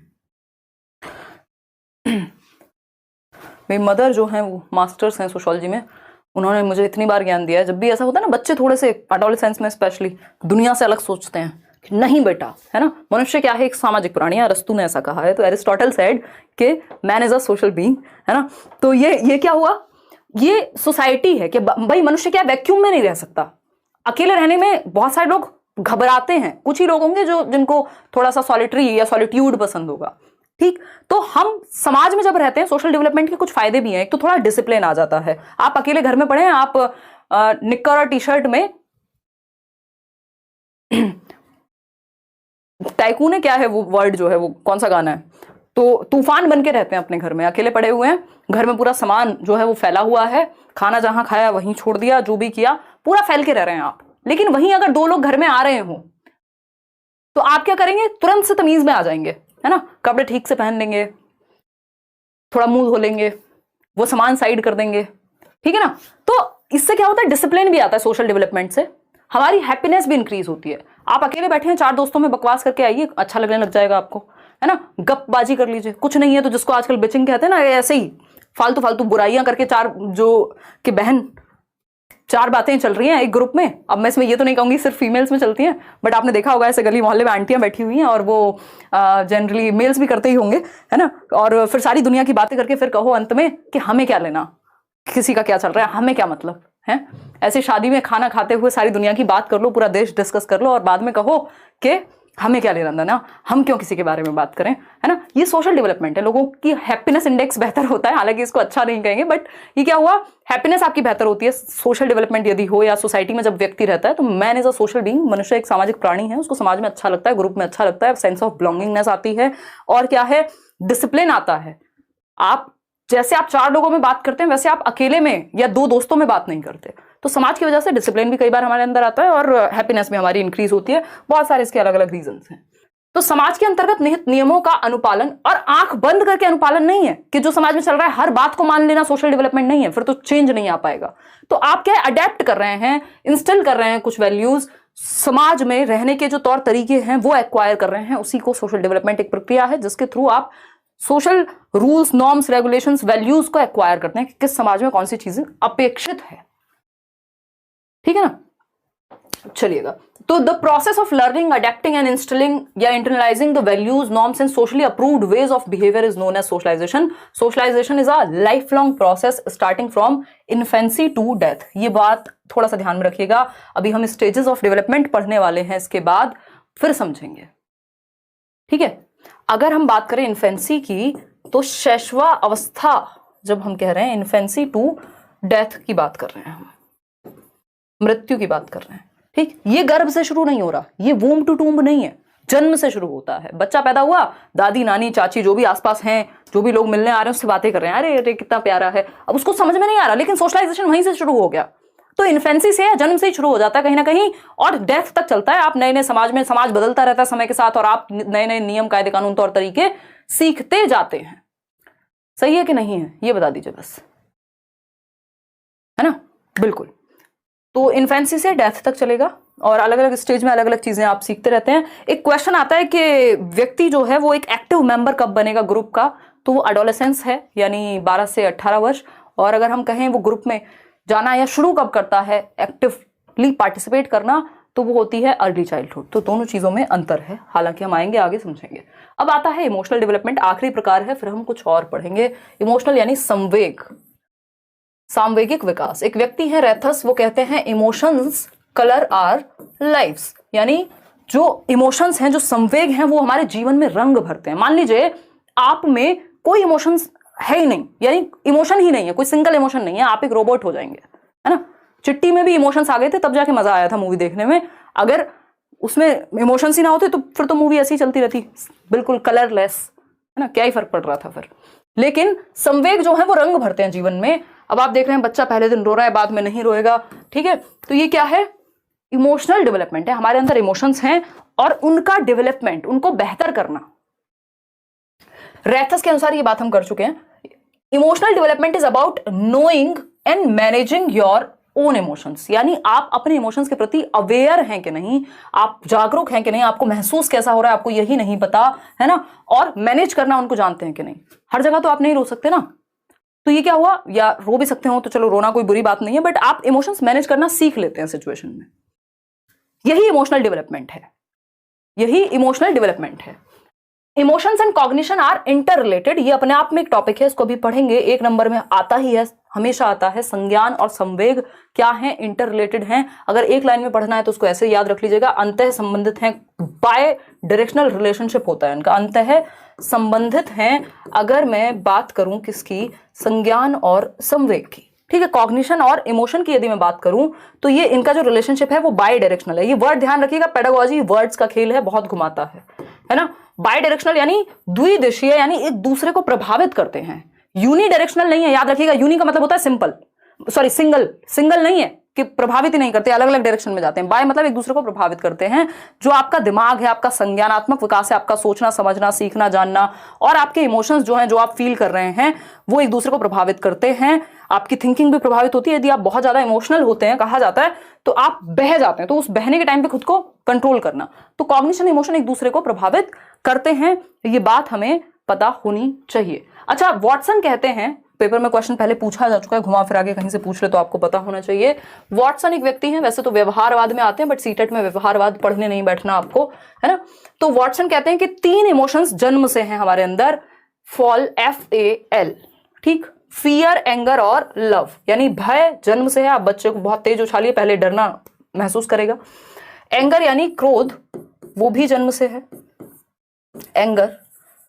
लव, प्रेम, 2.5 आखर प्रेम का। पढ़ के पंडित आपको नहीं होना है, क्योंकि आपको 30 नंबर लाने हैं CDP में। इस टाइम पे थोड़ा सा साइड रख सकते हैं, ठीक है। तो अगर हम बात करें फियर, एंगर और लव, ये क्या है? ये 3 इमोशंस हैं जो बाय बर्थ हैं व्यक्ति में, ऐसा वॉटसन कह रहे हैं। 14 इंस्टिंक्ट और इमोशंस की थियरी दी है विलियम मैकडूगल ने।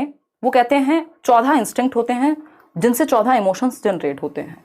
उसको आप छोड़ भी सकते हैं, सीटेट के लेवल का काम नहीं है, बट फिर भी आपकी इच्छा हो तो आप जान सकते हैं ऐसे ही। तो ये फियर, एंगर, लव जन्म से होते हैं। कई बार क्या देगा आपको, 4 ऑप्शन दे देगा। अच्छा, एक और बात ध्यान में रखिएगा, इसमें लव क्या है? एक पॉजिटिव इमोशन है। इस बार बहुत क्वेश्चन आया हुआ है कि कौन सा इमोशन है जो आपको सीखने में मदद करेगा। तो लव एक इमोशन हो सकता है, ड्राइविंग फोर्स है बहुत बड़ा, है ना। लोग IAS वाईएस बन जाते हैं प्यार व्यार के चक्कर में, ठीक, हालांकि एंगर में ही बनते हैं बहुत सारे लोग। तो लव। और क्या हो सकता है? प्राइड। प्राइड नेगेटिव वाला नहीं, घमंड वाला प्राइड नहीं, गर्व, जब आप अच्छा महसूस कर रहे हैं, एक्साइटेड हैं अगर आप किसी चीज को लेकर के। बोर्डम क्या हो गया? एक नेगेटिव इमोशन हो गया। इस बार बहुत सारे क्वेश्चन है पेपर में, अगर आप बोर्डम महसूस कर रहा है बच्चा, तो भाई सीख नहीं पाएगा, क्योंकि इमोशन और कॉग्निशन जो सीखना है क्लासरूम में, वो आपके इमोशन से भी तो प्रभावित होगा, आपको बच्चे के दिल से भी तो जुड़ना पड़ेगा, ठीक है ना। तो लव, प्राइड या और इस तरह के पॉजिटिव इमोशंस जो आपको बिलोंगिंगनेस, सेंस ऑफ बिलोंगिंगनेस हो सकता है, ये पॉजिटिव हैं। जो चीजें नेगेटिव इमोशंस हैं, एंगर, फियर, ये अपने आप में बहुत पॉजिटिव माने नहीं जाते। जरूरी होते हैं सभी तरह के इमोशंस, बट इनको हम पॉजिटिव नहीं मानेंगे, ठीक है। आगे बढ़ते हैं इसी बात पे। चीजें तो इतनी है कि अगर डिस्कस किया जाए तो यही क्लास 8 घंटे की बन जाए, बट देखिएगा आगे बढ़ते हैं। ग्रोथ एंड डेवलपमेंट, वृद्धि एवं विकास का एक बार ये अंतर देख लीजिए, फिर हम चुपचाप से स्टेजेस पे आ जाएंगे। स्टेजेस से कई क्वेश्चन आते हैं पेपर में, ठीक है, मिनिमम 2। देखिएगा कौन है ये देखो, कुछ लोगों को ब्लॉक करने की इच्छा हो रही है मेरी, ऐसी फालतू फालतू बातें मत करो, हैं। मॉडलिंग कर लें हम, यहाँ पे पढ़ने में फोकस नहीं है। ये कौन फांसी फांसी चिल्ला रहा है? कैसी बातें करते हो यार, पढ़ लिया करो। इतनी मेहनत से आपको आइडिया भी नहीं है कि कितनी मेहनत लगती है। कुछ ही लोग शायद इस बात को समझ पाएंगे, काफी मेहनत लगती है ना। कोई भी टीचर जो भी कोशिश कर रहा है ना आपके साथ जुड़ने की, या कोई भी पढ़ाने आ रहा है, अगर सच में टीचर है तो वो मेहनत करता है बहुत। जितना आप पढ़ रहे होंगे शायद उससे ज्यादा मेहनत साथ में या उसके बराबर तो एटलीस्ट करनी ही पड़ रही होगी। तो ये जरूरी है कि उस चीज को रिस्पेक्ट करके हम फोकस करें, ठीक है। चलिए आते हैं, ये हंसी मजाक की बातें इसलिए होती है कि आप पढ़ते भी रहें साथ साथ और थोड़ा सा मूड भी फ्रेश रहे, इसलिए नहीं होती कि सिर्फ हंसी मजाक पे अटक जाएं। ग्रोथ और वृद्धि, जिसको हम कह रहे हैं, व्यापक होता है डेवलपमेंट, लेकिन डेवलपमेंट को हम विकास कहेंगे, ठीक है, विकास कहेंगे। तो ग्रोथ के अंदर डेवलपमेंट के अंदर ही ग्रोथ है, तो जो भी कुछ ग्रोथ में है या मैच्योरिटी भी किसके अंदर आएगी? डेवलपमेंट के अंदर ही आएगी। तो दोनों इससे जुड़े हुए हैं। तो व्यापक है, ब्रॉड डोमेन है, इसमें सब कुछ आ जाएगा, 4 प्रकार हैं। वहीं ये नैरो है, संकुचित है, इसमें सिर्फ शारीरिक पक्ष आते हैं, शरीर की लंबाई चौड़ाई, ये सारी चीजें। मात्रात्मक या परिमाणात्मक परिवर्तन, यानी कि क्वांटिटेटिव चेंजेस, सेकंड पॉइंट है। और यहां पे क्या आएंगे? परिमाणात्मक के साथ साथ गुणात्मक भी आएंगे, यानी क्वालिटेटिव एंड क्वांटिटेटिव बोथ। वृद्धि सामान्यतः शारीरिक परिवर्तन यानी फिजिकल चेंजेस से जुड़ी हुई है, जबकि जो डेवलपमेंट है वो फिजिकल, कॉग्निटिव, सोशल, इमोशनल, यानी आपके मेंटल, सोशल, इमोशंस, कॉग्निशन, इन सब से जुड़ी हुई है। 4 प्रकार हैं विकास के। वृद्धि का मापन सही से किया जा सकता है, यानी हम ठीक से मेजर कर सकते हैं, क्योंकि ये संकुचित है, नैरो है। लेकिन डेवलपमेंट का असेसमेंट होता है बहुत केसेस में, आप एग्जैक्टली नहीं माप सकते कि सामने वाले में विकास हुआ है, यानी समझ बेहतर हुई है, इमोशनली अच्छा हुआ है, तो कितने % हुआ है, तो आप आकलन करते हैं उसका। संरचनात्मक यानी स्ट्रक्चरल चेंजेस आते हैं वृद्धि में, जबकि फंक्शनल चेंजेस आते हैं विकास में। क्लियर है बात या नहीं है? फटाफट से बता दीजिए, ठीक। चलिए आगे बढ़ते हैं, ठीक। देखिएगा, स्टेजेस ऑफ डेवलपमेंट, कोशिश कीजिए लाइव ही अटेंड करें सेशन, बाद में कई लोगों की मजबूरी होती है क्योंकि उनको जल्दी सोना होता है या चीजें, बट लाइव क्लास में एक एनर्जी बनी रहती है। विकास के चरण पे आते हैं। विकास के चरण अगर आप देखेंगे तो इसमें 4 ही चरण हैं जो आपके काम के हैं। इन्फेंसी यानी शैशवावस्था, जन्म से 2 वर्ष। अर्ली चाइल्डहुड, पूर्व बाल्यावस्था 2 से 6 वर्ष। लेटर चाइल्डहुड, उत्तर बाल्यावस्था 6 से 12 वर्ष। एडोलेसेंस यानी किशोरावस्था 12 से 18 वर्ष। हर पेपर में क्वेश्चन इससे आते हैं, स्पेशली जो लोग पेपर 2 दे रहे हैं वो 12 से 18 वर्ष पे ज्यादा फोकस भी करें। कम से कम भी एक क्वेश्चन तो सिर्फ डायरेक्ट इसी से आ जाएगा कि अर्ली चाइल्डहुड का टाइम पीरियड क्या है, आप कहेंगे 2 से 6, ठीक है। लेटर चाइल्डहुड का क्या है, आप कहेंगे 6 से 12। अच्छा, इसमें एक मध्यस्थ भी निकाल देते हैं, मिडिल चाइल्डहुड, तो उस केस में आपको ध्यान रखना है या तो 6 से 11 या 6 से 8, बीच की कोई स्थिति निकाल लेनी है। इन दोनों के कोई फिक्स नहीं होता, उसमें बहुत सारे लोगों ने मिडिल चाइल्डहुड को अलग अलग तरीके से कहा हुआ है, बट अगर पूछे तो अर्ली चाइल्डहुड 2 से 6, इन्फेंसी जन्म से 2, लेटर चाइल्डहुड 6 से 12 और एडोलेसेंस 12 से 18। इन सबको एक एक करके समझेंगे। एडोलेसेंस को अगर WHO की माने, वर्ल्ड हेल्थ ऑर्गेनाइजेशन की माने, तो 10 से 19 वर्ष तक की जो आयु है वो किशोरावस्था के अंतर्गत आती है। एक और चीज, इन्फेंसी से पहले भी एक स्टेज होती है जिसको प्रेगनेंसी पीरियड या कॉन्सेप्शन पीरियड आप कह सकते हैं, कि बच्चा गर्भ में होगा, प्रीनेटल पीरियड यानी प्रसव पूर्ण अवस्था कहते हैं, सीटेट में बहुत ज्यादा नहीं आता इससे। इस अवस्था में बच्चा गर्भ में यानी माँ के पेट में ही होता है, और गर्भाधान का जो समय है वो 9 महीने है, जन्म से 9 महीने 10 दिन का समय लगभग होता है, 280 दिन या 38 से 40 सप्ताह। जन्म के समय जो नॉर्मल भार है वो 2.5 से 3 किलो होता है, बट ये सब आपके काम का नहीं है। और 25% यानी 1/4 बच्चे के मस्तिष्क का जो है वो साइज होता है जन्म के समय बॉडी के। अब आते हैं, सबसे पहले इन्फेंसी को पढ़ेंगे, यहां से क्वेश्चंस आपको देखने को मिलते हैं। इन्फेंसी क्या कहता है, जन्म से 2 वर्ष है, एक तो इसका जो काल है ये 0 to 2 ईयर्स, 0 डेज में नहीं है बट ईयर्स के टाइम में ये 0 ही रहेगा, क्योंकि जब तक 365 दिन नहीं होंगे हम इसको 0 ही कहेंगे। ज्ञानेंद्रियां यानी सेंसेस जो हैं, या तो बर्थ टू 2 ईयर्स लिख लीजिएगा या 0 to 2 ईयर्स। बच्चा अपने सेंसेस से सीखता है, जो भी उसकी आंखों से दिख रहा है, जो भी आपके हाथों से वो टच करेगा, जो भी जैसे भी आसपास की चीजें हैं उनको टच और फील करके वो सीखता है, अपने सेंसेस से दुनिया की समझ बनाता है। कोई चीज गर्म है तो हाथ हटा लेगा पीछे, ये हम प्याजे में भी पढ़ने वाले हैं। मोटर एक्शंस, गतिक क्रियाएं करके, ये प्याजे ने भी कहा है। सेंसिटिव पीरियड है, खतरा थोड़ा सा रहता है, हजार्डस कह सकते हैं, सेंसिटिव से भी ज्यादा आप हजार्डस पीरियड कह सकते हो, क्योंकि जो सबसे ज्यादा डेथ्स होती हैं वो इसी स्टेज में होती हैं, लगभग 1 महीने तक जन्म के बाद, क्योंकि बच्चा गिर गया, कोई बीमारी हो गई, कुछ भी खतरनाक है अपने आप में। फिजिकल डेवलपमेंट और मेंटल डेवलपमेंट भी फास्ट होता है, यानी सभी प्रकार का विकास इन्फेंसी में तेज ही होता है। अगर हम बात करें अर्ली चाइल्डहुड में और तेज हो जाता है अर्ली चाइल्डहुड। अब आते हैं अर्ली चाइल्डहुड पे, ये क्या है भाई, अर्ली चाइल्डहुड है पूर्व बाल्यावस्था, यानी चाइल्डहुड से पहले। चाइल्डहुड को 2 भागों में बांट दिया है, अर्ली और लेटर, तो इसको हम 2 से 6 वर्ष कहते हैं। 2 से 6 वर्ष का समय हम कहते हैं अर्ली चाइल्डहुड को, लिखा भी हुआ है वहां। टॉय एज कहते हैं 3 से 6, ये पेपर में आया हुआ है। इसको टॉय एज को अगर आप अलग अलग लोगों की भाषा में पढ़ेंगे तो इसकी एज अलग अलग मिलेगी। कई लोग कहेंगे कि टॉय एज जन्म से 5 वर्ष होती है, कई जगह पे आपको जन्म से 2 वर्ष मिल जाएगा, और कई जगह पे आपको 2 से 6 या 3 से 6 मिल जाएगा। बट अगर आपको 1 नंबर लेना, ज्यादातर एग्जाम्स में अगर आप प्रीवियस रिकॉर्ड देखेंगे, रीट वगैरह में भी ये पूछा जा चुका है, तो 2 से 6 वर्ष या 3 से 6 वर्ष के समय को टॉय एज कहते हैं, यानी अर्ली चाइल्डहुड को टॉय एज कहते हैं। ये आपको थोड़ा सा यहाँ ध्यान में रखना है, क्योंकि अगर आप बात CDP की करेंगे तो इसमें आप कुछ भी कह सकते हैं, ठीक है ना। तो खिलौना आयु यानी टॉय एज, प्ले एज भी इसी को कहते हैं। एरिक एरिक्सन भी यही कह रहे हैं कि ये क्या है, प्ले एज है, ठीक, प्ले एज है। एरिक एरिक्सन ये कह रहे हैं। एरिक्सन वो व्यक्ति है जिन्होंने आइडेंटिटी क्राइसिस की बात की है, कि भाई हमारा जो पहचान का संकट है कि मैं हूं कौन, वो आता कब है, अभी उस पर करेंगे बात। तो प्ले एज भी यही है, जब बच्चा प्ले वे में जाएगा। फर्स्ट क्लास में तो 6 वर्ष के बाद ही लेके जाएंगे ना उसको, 6 वर्ष पे, इतने तो वो प्ले स्कूल्स वगैरह में खेलता है, तो 2 से 6 वर्ष। फास्टेस्ट लैंग्वेज डेवलपमेंट, ये याद रखिएगा, यहां से क्वेश्चन आता ही है, यानी भाषा का विकास सबसे तेजी से होता है, तो इसको sensitive period for language development कह सकते हैं, यहां लिखा हुआ है, या क्रिटिकल पीरियड कह सकते हैं लैंग्वेज डेवलपमेंट के लिए, फास्टेस्ट पीरियड कह सकते हैं। इसका मतलब क्या है, सेंसिटिव का मतलब है कि यहां पर सबसे तेजी से, संवेदनशीलता से भाषा का विकास हो सकता है। बच्चा बहुत तेजी से वर्ड्स को ग्रैस्प करता है एनवायरनमेंट से, भाषा को बहुत तेजी से सीखता है। अगर डोरेमोन देख रहा होगा तो डोरेमोन से सीख लेगा फटाफट से, फिर वो कहीं भी यूज करता रहेगा उसको, हर दिन नए शब्द सीखेगा, और आपको लगेगा यार ये बात इसने कहां से सीख ली। अगर आप आपस में भी कुछ बात करें तो वही बात रिपीट करेगा, फिर आपको लगेगा अगली बार से शैतान के सामने थोड़ा ध्यान से रहना है ना।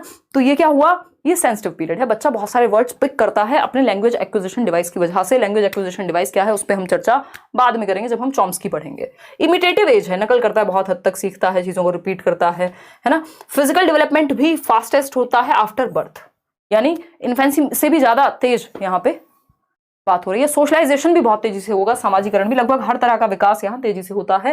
तो एक तो आपको याद रखना है ये लैंग्वेज के लिए, सोशल डेवलपमेंट के लिए बहुत ही तीव्र गति से होने वाला पीरियड है, सेंसिटिव और क्रिटिकल पीरियड है। टॉय एज तो है ही, प्ले एज भी इसको हम कहते हैं। अब आते हैं उत्तर बाल्यावस्था यानी लेटर चाइल्डहुड पर। ये सारी बातें लेटर चाइल्डहुड के बारे में यहाँ से भी बहुत क्वेश्चन पूछे जाते हैं। 6 से 12 वर्ष, प्याजे की माने तो 7 से 11 वर्ष, जिसको कॉन्क्रीट ऑपरेशनल कह दिया प्याजे ने। नाम याद रखिएगा, प्याजे के अकॉर्डिंग इसी स्टेज को हम कॉन्क्रीट ऑपरेशनल यानी मूर्त संक्रियात्मक कहते हैं। 7 से 11 वर्ष यानी यही टाइम पीरियड है, 1 साल ऊपर नीचे। अगर हम एरिक एरिक्सन की माने तो इसी टाइम को इंडस्ट्री वर्सेस इंफीरियोरिटी कहते हैं, जब बच्चा स्कूल जाना शुरू करता है, स्कूल एज, कॉम्पिटेंस उसके अंदर डेवलप होती है। स्कूल एज भी आप इसको कह सकते हैं, पहली बार वो फर्स्ट क्लास में जाएगा 6 साल का होने पे। लेटेंसी फ्रॉइड की भाषा में कहते हैं, सुषुप्ता अवस्था सिगमंड फ्रॉइड की भाषा में, कि इस टाइम पे लिबिडो जो है वो शांत हो जाएगी, स्कूल की एक्टिविटीज में लग जाएगा। ठीक, तो ये तीनों ही चीजें आपको ध्यान में रखनी है। ये स्कूल एज है 6 से 12, लेटर चाइल्डहुड जिसको गैंग एज भी कहते हैं, टोली अवस्था जिसको कहते हैं, बच्चा ग्रुप्स में रहना शुरू कर देता है। अब क्योंकि इससे पहले वो जाता तो है बट टेम्परेरी फ्रेंडशिप बनाता है। अगर आप देखेंगे 2 से 6 वर्ष में, अगर आप पूर्व बाल्यावस्था में देखेंगे, वो मान लीजिए आप उसको कहीं खाना खिलाने लगे तो 2 मिनट कोई बच्चा मिला, उससे बात कर ली, फिर वो अपने मम्मी पापा के साथ निकल गया, याद भी नहीं है कौन मिला था। लेकिन यहाँ पे ये लॉन्ग टर्म जो फ्रेंडशिप्स हैं वो बननी शुरू हो जाती हैं, बच्चा ग्रुप में रहना शुरू कर देगा। तो ये गैंग एज है। क्या है ये? गैंग एज है, बच्चा ग्रुप में रहना शुरू करेगा, गेम और स्पोर्ट्स में इन्वॉल्व होना शुरू कर देता है।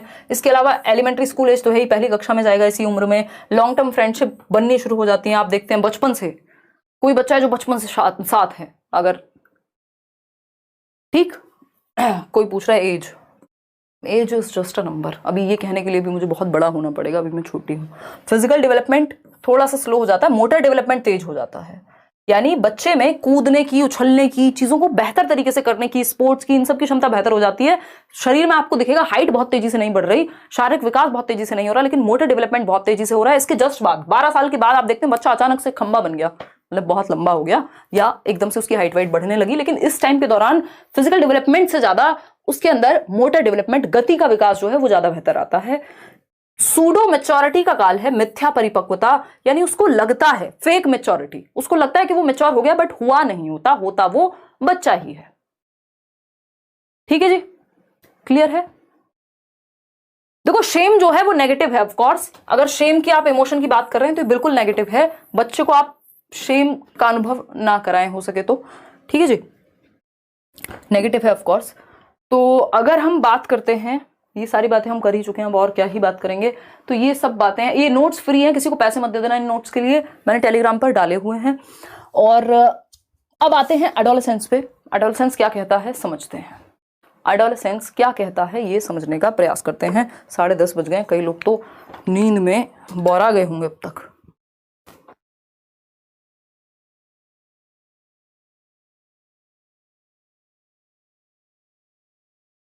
तो जिनको क्वेश्चन की बहुत ज्यादा इच्छा है ना क्वेश्चन प्रैक्टिस करने की, 600 क्वेश्चन सिर्फ सीटेट के लिए करा चुकी हूं।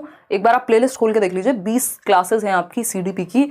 ऑनलाइन पेपर जिस तरह का हुआ है उस तरह के क्वेश्चंस हैं, प्रीवियस ईयर भी हैं, और 30 क्वेश्चंस हैं एक वीडियो में, 20 सेशन है, 600 क्वेश्चन प्रैक्टिस कर लीजिए, उसके बाहर कुछ नहीं आना।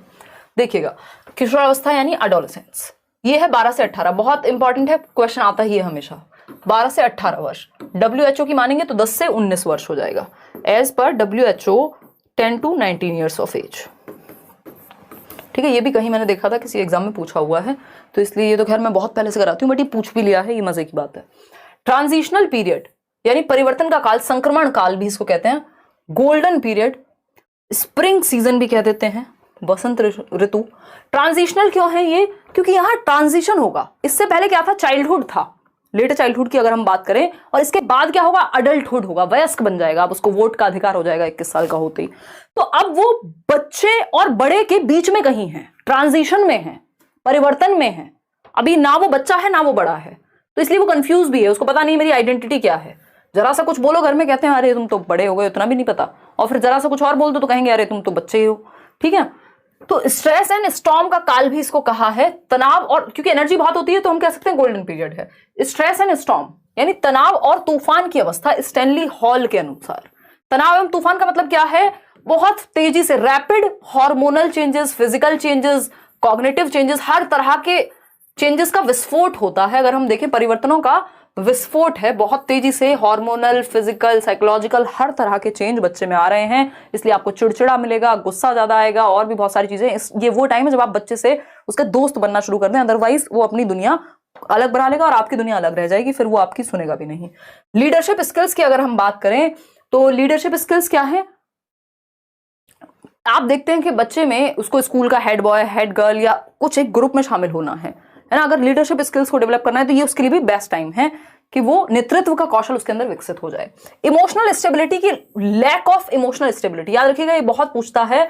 यानी सामवेगिक जो एक स्टेबिलिटी होती है, जैसे आज आपको कोई कहे अरे ये हो गया वो हो गया, अरे तुम्हारे एक्स ने शादी कर ली, हाँ ठीक है कर ली तो क्या करें, हैं कर लेनी चाहिए थी, उम्र जा रही थी, तो ये क्या हुआ? ये स्टेबिलिटी है इमोशनल, ठीक है ना। अगर आप 35 या 45 साल के हैं, उन लोगों की बात कर रही हूं मैं, ठीक है ना, 25 साल में हो सकता है फर्क पड़े इस बात से।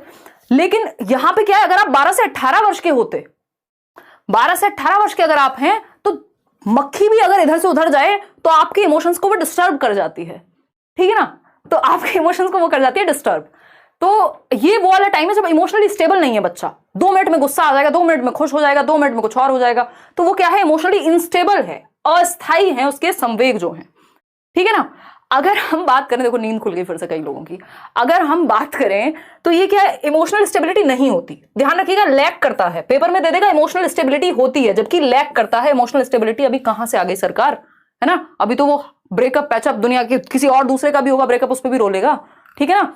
तो अगर हम बात करें तो ये इमोशनल स्टेबिलिटी की कमी है, यहाँ पे तनाव और तूफान का काल है। दूसरी भाषा में कहें तो आइडेंटिटी क्राइसिस का काल है, जिसको एरिक एरिक्सन कहते हैं। एरिक एरिक्सन के अनुसार इन्होंने एक थियरी दी है अपनी 8 स्टेजेस की, प्रॉपर लाइफ स्पैन थियरी बोलते हैं इसको, साइको सोशल डेवलपमेंट, मनो सामाजिक विकास का सिद्धांत।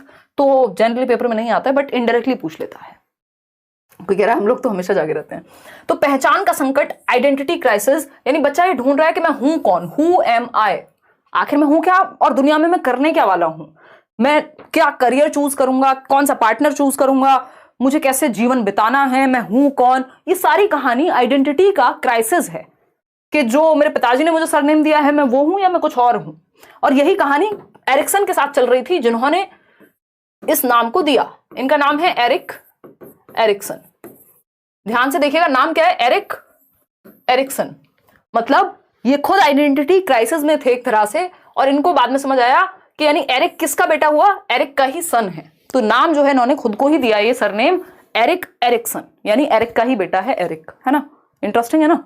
देखो, तो एरिक एरिक्सन की जब हम बात कर रहे हैं तो इन्होंने ये आइडेंटिटी क्राइसिस का कॉन्सेप्ट दिया। बहुत प्यारी थियरी है इनकी, मैंने यूट्यूब पे कराई हुई है, कभी समय मिले तो देखिएगा, बट वो पुराना होगा। आज की डेट में तो हम बहुत बातें करके समझते हैं चीजों को।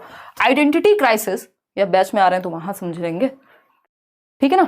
अगर हम बात करते हैं आइडेंटिटी क्राइसिस यानी पहचान का संकट, आखिर मैं हूं क्या, मैं करियर क्या चूज करूंगा, मुझे कैसे जीवन जीना है ना। वोकेशनल एंजाइटी नाम की एक चीज होती है, वो होती है यहां पर वोकेशनल एंजाइटी, यानी व्यवसायिक दुश्चिंता कि मुझे करना क्या है लाइफ में। करियर काउंसलिंग लेने जा रहे हैं बच्चे, है ना, दुनिया भर की चीजें, कौन सी स्ट्रीम लूं, इसमें ही पहले तो कंफ्यूज रहता है, भैया साइंस लूं, ह्यूमैनिटीज लूं, कॉमर्स लूं, क्या करूं आखिर जीवन में, किस तरफ जाऊं। किसी ने कहा वो बन जाओ, फलाने हमारे रिश्तेदार हैं, बहुत खुश रहते हैं, बहुत पैसा है उनके पास, अंदर से चाहे रोते रहते हो। बच्चे ने कहा हाँ ठीक है ये बन जाता हूं, फिर वो कंफ्यूज हो जाएगा। तो identity crisis versus role confusion, अगर आइडेंटिटी फॉर्म हो गई तो अच्छा, नहीं तो रोल कंफ्यूजन में रहेगा। फिर आप देखते हैं बहुत सारे लोग बहुत सारे करियर चेंज करते रहते हैं। तो वोकेशनल एंजाइटी का टाइम पीरियड है ये, ठीक है। बात आगे बढ़ेंगे। हमारे पूरा गांव 8 बजे ही सो जाता है, मैं ही जिंदा हूँ, आदित्य कह रहे हैं। यार मैं समझ सकती हूँ, कोशिश करेंगे थोड़ा सा 7 बजे करीब रख लें मैराथन, है ना। 6 बजे तो पॉसिबल नहीं है, मैंने आज भी सोचा था बट वो पॉसिबल नहीं हो पाता।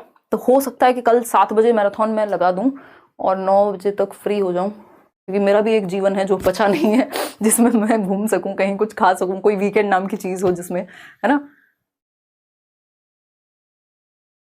देखना पड़ेगा। गुरमीत कौन से सब्जेक्ट की बात कर रहे हो भाई?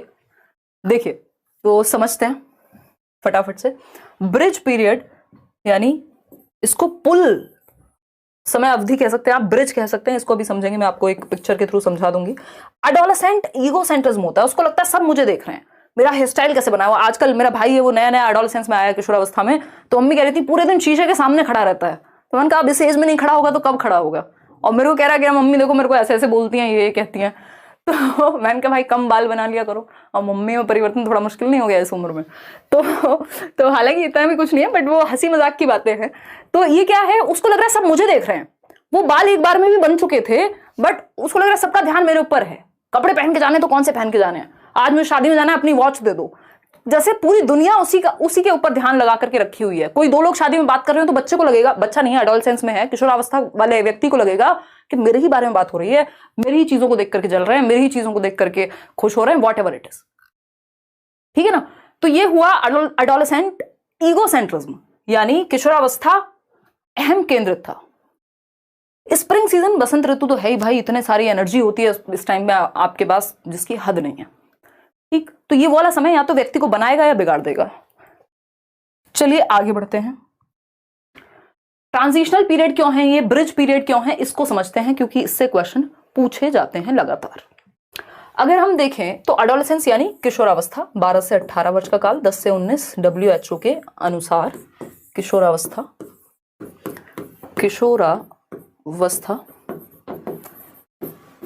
एडोलेसियर से आया है ये बेसिकली जो वर्ड है, टू ग्रो टू मैच्योरिटी, जिसका मतलब होता है, अब मैं पता नहीं क्यों इतने डिटेल में जा रही हूँ, बट ठीक है पढ़ लो यार, नुकसान नहीं होगा। एडोलेसियर से ये वर्ड आया जिसका मतलब होता है टू ग्रो टू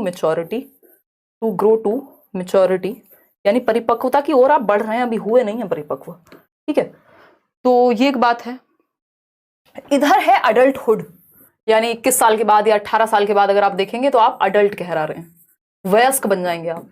और इससे पीछे क्या है, चाइल्डहुड, लेटर चाइल्डहुड, जिसमें हम पढ़ के आए कि 12 साल से पहले तक, 6 से 12 वाला जो टाइम है वो चाइल्डहुड का टाइम है। तो एडोलेसेंस बीच में कहीं फंसा हुआ है बेचारा, इसीलिए आइडेंटिटी के क्राइसिस हैं, रोने पड़ रहे हैं। ठीक है, अगर हम देखें तो ये है चाइल्डहुड यानी बाल्यावस्था, 12 वर्ष से पहले बच्चा था, अब 21 के बाद 19 के बाद उसको थोड़ा अडल्ट की तरह ट्रीट करेंगे। बीच में अटका हुआ है, यानी ब्रिज है ये, अपने आप में पुल है। किसके बीच का पुल है ये है एक ब्रिज, चाइल्डहुड और अडल्टहुड के बीच का, इसीलिए इसको ब्रिज पीरियड एडोलेसेंस को कहते हैं। दूसरा नाम इसका ट्रांजिशनल यानी परिवर्तन का काल है, ट्रांजिशनल पीरियड। ट्रांजिशन हो रहा है आपका एक बच्चे से एक अडल्ट में, तो इसको ट्रांजिशनल पीरियड भी हम कहते हैं। क्लियर है बात या नहीं? क्लियर है या नहीं है, बताओ एक बार, सबको क्लियर है ये बात? चलिए आगे बढ़ते हैं। स्टैनली हॉल ने क्या कहा है इसको, तनाव एवं तूफान का काल है। एडोलेसेंट ईगो सेंट्रिज्म मैंने आपको बता दिया। अच्छा, इसमें यार सीटेट के लेवल का नहीं है, छोड़ देते हैं उस बात को। दो बेसिकली वो होते हैं आपके हार्मोन्स डिसऑर्डर होते हैं। एक बिंज डिसऑर्डर होता है जिसको बुलीमिया कहते हैं, बहुत ज्यादा खाता है बच्चा और उगल देता है एडोलेसेंस में ही। और एक होता है आपका एनोरेक्सिया नर्वोसा, बहुत कम खाती हैं लड़कियां क्योंकि उनको लगता है उनका जो वेट है वो बढ़ रहा है। ये दोनों जो डिसऑर्डर हैं वो भी एडोलेसेंस के ही डिसऑर्डर्स हैं। अब आते हैं नेक्स्ट टॉपिक जो है आपका हेरिडिटी एंड एनवायरनमेंट। इससे भी क्वेश्चन निश्चित रूप से आता है, चाहे केंद्रीय विद्यालय हो, सीटेट हो, कोई और दुनिया का पेपर हो जहां पे टीचिंग की तैयारी हो रही हो। हेरिडिटी एंड एनवायरनमेंट यानी आनुवांशिकता एवं वातावरण। ठीक है, ये क्या है, हेरिडिटी को हम कहते हैं कि ये नेचर का पार्ट है, यानी प्रकृति पोषण विवाद भी कह देते हैं। इस पे बहुत ही ज्यादा लड़ाइयां भी होती हैं मनोवैज्ञानिकों के बीच, चाइल्ड साइकोलॉजिस्ट के बीच, कि भाई नेचर ज्यादा जरूरी है या नर्चर ज्यादा जरूरी है। मनीष, एक और फालतू सवाल आपने किया और आप गए, है ना। आज आपको लग रहा है मैं मजाक के उतने मूड में हूं, कितनी सीरियस बातें चल रही हैं।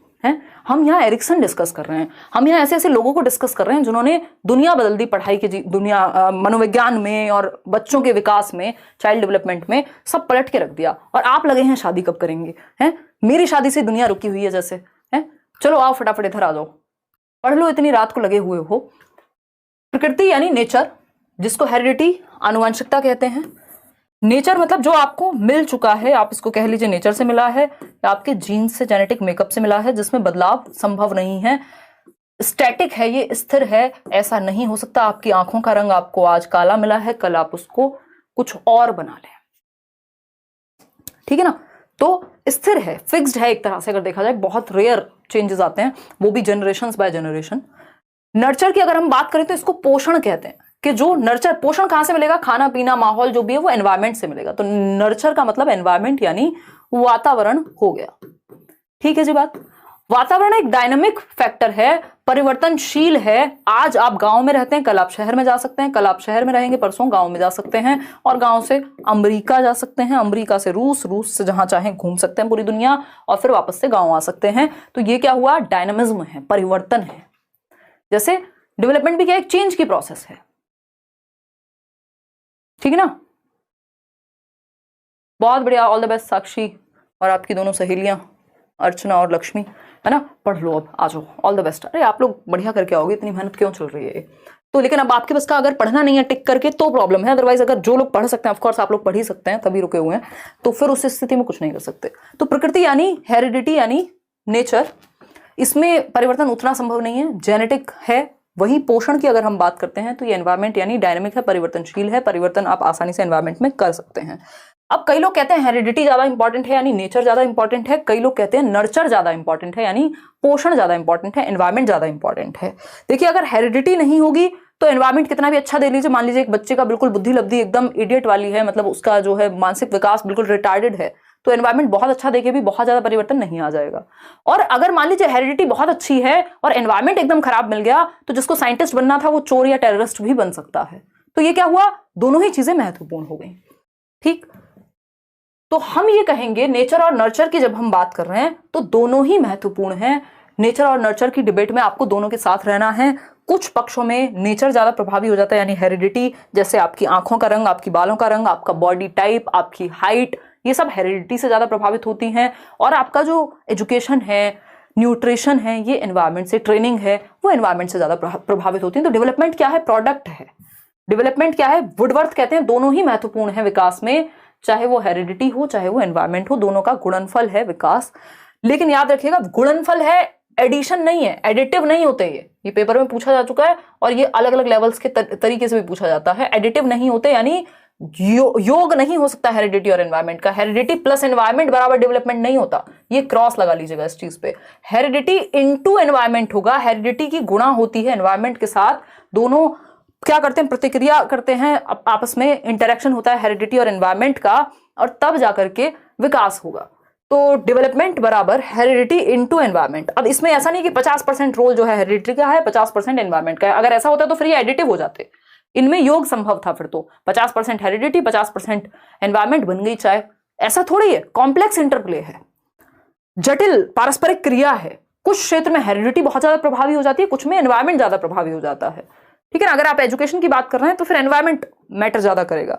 अगर हम हेरिडिटी की बात कर रहे हैं तो आपका जो इंटेलिजेंस का स्तर है वो हेरिडिटी से ज्यादा प्रभावित होगा।